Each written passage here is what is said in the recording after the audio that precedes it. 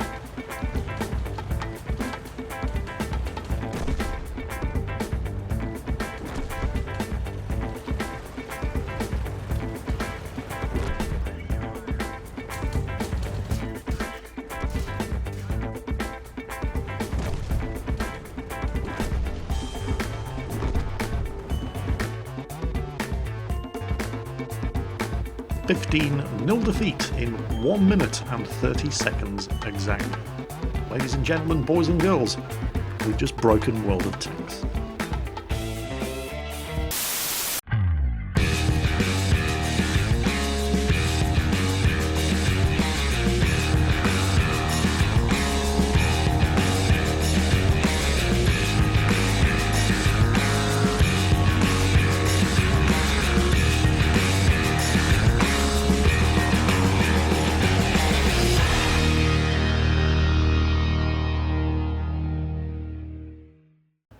Howdy folks, and welcome back to World of Tanks with the mighty Jingles, and today it's all about Medium Tank Mission 15. This is Devil 95 in the original Soviet Tier 10 medium tank, and some say still the best, the T-62A. He's attempting to complete the 4th campaign medium tank mission number 15 to unlock the Object 260. By the time you've advanced this far down the campaign missions for the various different reward tanks, you've invested far too many tears, sweat and blood to give up easily, and yet some of these missions just seem to be designed to fail from the very start. The missions where you have to burn enemy tanks are complete garbage, but you play hundreds and hundreds and hundreds of games and eventually you're going to get them done, more through luck than judgment. The light tank missions are particularly frustrating, mostly because successful completion of the missions often relies on factors that are completely outside of your own control. First you have to get the right map where you can remain undetected and spot enemy tanks, and then you have to have a team that's capable of killing them for you. So after dozens and dozens of games you finally get onto Malinovka, you position yourself into the spotting bush and you're rewarded with a team that's only capable of doing 400 damage to the 15 enemy tanks that you spotted. Intensely frustrating. By comparison, Medium Tank Mission 15 for the Object 260 doesn't actually seem that bad on the surface. You only have to do 4,000 damage. And in a Tier 10 machine it's not that difficult to do 4,000 damage. But the trick with Medium Tank Mission 15 is that 4,000 damage all has to be to enemy tank destroyers. There's a guy in the official World of Tanks EU forums who got very frustrated trying to complete this mission. So frustrated in fact that after around about 150 games he started taking screenshots of the team composition. After taking 937 screenshots where the enemy team didn't have 4,000 hit points worth of tank destroyers for him to shoot at, he got a little frustrated and went onto the forums to state his case. So you can appreciate that since Devil 95 is in the same boat, he's going to want to be prioritising the enemy tank destroyers in this match, because there are well over 4,000 hit points worth of tank destroyers here for him to shoot at. At the same time, however, if you want to get this mission completed with honours, you have to not only survive, but you also have to win the game. So what Devil 95 is not doing is sitting with his gun pointed in the direction where that Gorilla 15 was last spotted, waiting for him to pop up again so he can just farm damage on him. He's trying to win the game as well. He's already done 2,500 damage that we know about, shooting into the flanks of all of those enemy heavies that were engaging the rest of his team over on the far eastern side of the map. But he's paying particular attention to the tank destroyers, and he's taking the shots, like this Jagdtiger for example, as and when he can. Oh, that one's never going to penetrate at that angle. No, and in fact it doesn't. And he's been spotted. Lines up a shot at the IS-3, takes a bounce on the side of the turret from the Schwarzpanzer 58, but scores a hit on the IS-3. There's 3,000 damage done so far. Obviously, not all of it are tank destroyers. Angles up around the rock, so if the Schwarzpanzer takes another shot, it's just going to go harmlessly into his tracks, but he pulls back over the ridge. He's not interested in getting shot at by a T-62A. So the team seem to have the situation on the eastern flank well in hand. So what's going on over here? We've got a T-71 sitting in the cap. The Schwarzpanzer has almost certainly got him spotted, but hold on, WZ-131 picked exactly the wrong moment to pop out through the gates. There's Devil 95's first kill, and there's a Sparpanzer 1C spotted over there. He gets a shot into him, and this guy gets an amazingly lucky shot. Look at that. Straight into the commander's hatch at that kind of range. Amazing. T-71's bugged out of the cap circle. The Schwarzpanzer has almost certainly proximity detected him, and he doesn't want to get hit by flanking fire from the tanks over on the east. There he is. Puts a shot into him, resets the cap, but he doesn't go around after him because there's a Scorpion G on the hill above him, and if he were to advance any further, he would also be opening himself up to flanking shots from the Sparpanzer 1C. Finishes off the Schwarzpanzer. There's the Sparpanzer again. He thinks he's hidden around the side of the rock. He's not quite as well hidden as he thinks he is. Kill number 2, and there's the Scorpion G. Time to start farming some damage on those tank destroyers. There is a VK4502A over to the west, but he's safely on the other side of a castle wall. The Scorpion G takes a big hit from somebody, and oh look, tank destroyers as far as the eye can see. Goes for the side of the Ferdinand. That shot did actually go in. There's a Gorilla 15 down there as well. He hangs around just long enough to attempt a second shot. Don't know if it went in, but he's not going to hang around since he did get spotted. And as well as the Ferdinand, there's a Gorilla 15, and that thing has a very fast aiming time and a very, very big gun.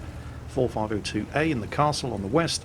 Still got a big old thick castle wall between him and Devil 95, and now he's got shots at the big fat arse of the Scorpion G. More tank destroyer damage. Can he get a second shot in? Not quite. Okay, so how much damage has he done so far? Just over 5,000. Well, he's actually done more than that because he's fired a couple of blind shots that did hit and penetrate. How much of that 5,000 plus was to enemy tank destroyers? And don't forget, you still have to win and survive the battle in order to complete the mission with honours, and there's the Jagdtiger, and oh, we're talking about farming damage here now. Along with the Czechoslovakian TVP T-50, the 100mm guns on the Soviet Tier 10 mediums have the lowest alpha damage of any of the Tier 10 medium tanks in World of Tanks. But they've got the rate of fire to make up for it.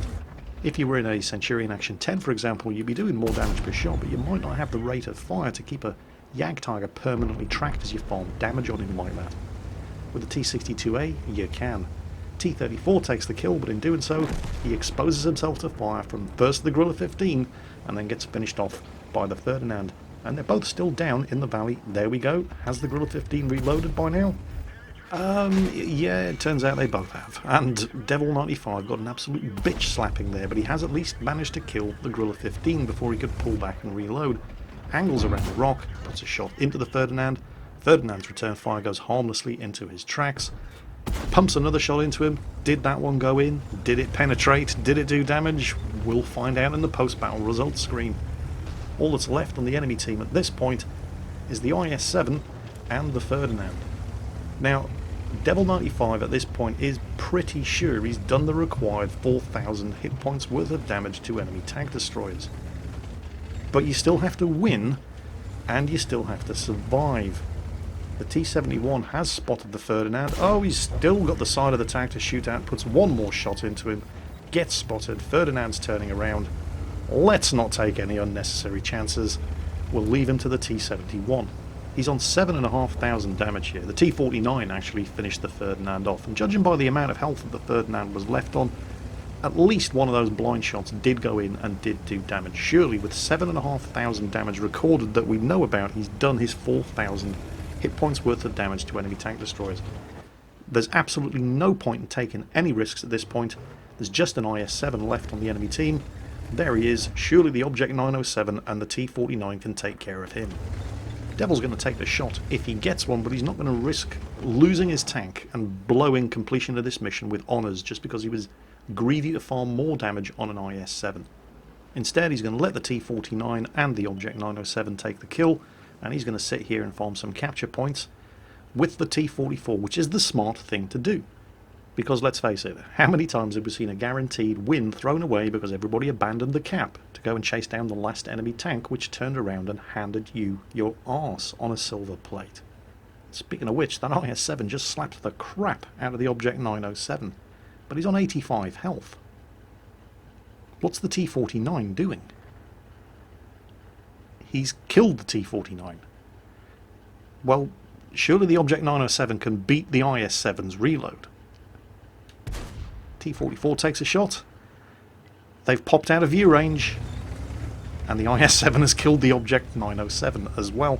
And it's at this point where Devil 95 makes what I'm sure many of you will regard as a very controversial decision. He leaves the cap circle. When he abandoned the cap, it was at 72% and there were 34 seconds remaining. Now, the IS-7 is pretty fast for a heavy tank. It can do 50 kilometers per hour, but can it cover that amount of distance in 34 seconds? Devil 95 wasn't prepared to take the risk. The IS-7's on 58 health. Then again, the IS-7 can just as easily one-shot him. Oh, there he is. Damn, he's covered the distance fast. But not fast enough, because that was exactly 33 seconds after Devil 95 left the cap. There's no way he would have made it in the 34 seconds required. He's kind of committed now, however. He has to kill the IS-7. The T-44's been forced to abandon the cap as well. There's no way he's going to be able to sit there and cap out. The IS-7's almost on top of him. T-44 is also a one-shot. There's the IS-7. T-4. They're both firing high explosive at each other. T-44 failed to kill him. He only did 1 damage. But the IS-7 failed to kill the T-44. He's only got high explosive ammunition left. He's killed the T-44 now with his second shot. But there's absolutely no way that Devil 95 can fail at this point. He's only gone and done it. He very, very nearly didn't, however.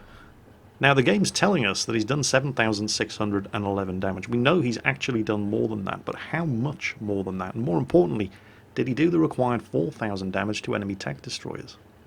Well, he got the ace tanker, he got Confederate, and he got high caliber, and I'm seeing lots and lots and lots of hits on various different tank destroyers. He hit the Ferdinand 4 times. He killed the Gorilla 15 after hitting him 4 times. He hit the Jag Tiger 5 times, didn't get the kill on the Jag Tiger. And he put one into the Rheinmetall Scorpion as well. And I think that's about it for tank destroyers. So, how much damage in total did he do, and how much of that was to the tank destroyers on the enemy team? Well, those 4 hits on the Ferdinand were good enough to do 1,252 damage. The 4 hits on the Gorilla 15 amounted to 1,101 damage.